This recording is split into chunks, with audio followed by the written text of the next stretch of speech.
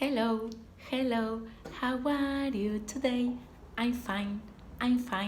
And you, how are you? Hello, children, how are you today? I'm Miss Mariela. Soy la señor Mariela, la señor de inglés. ¿Sí?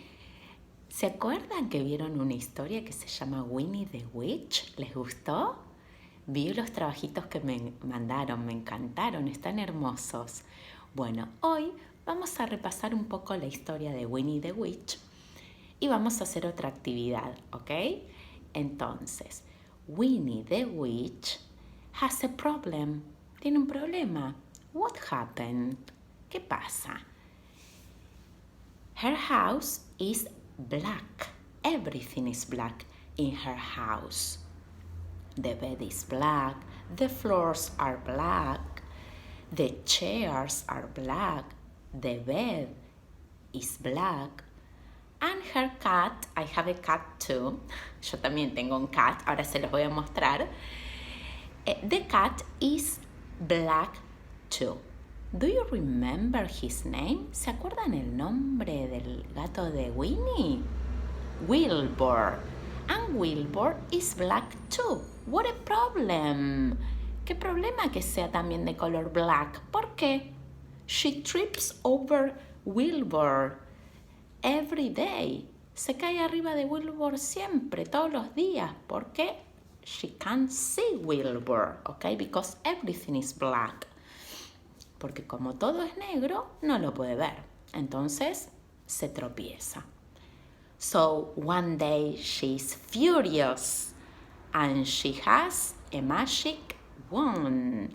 So she says, abracadabra. And Wilbur is... What color is Wilbur now? La primera vez que lo convierte, que ustedes me mandaron los dibujitos, Wilbur is green.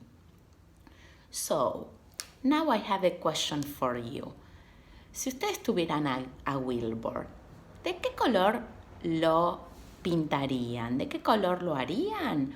¿O cómo lo harían? Para no tropezarse con Wilbur, ¿ok?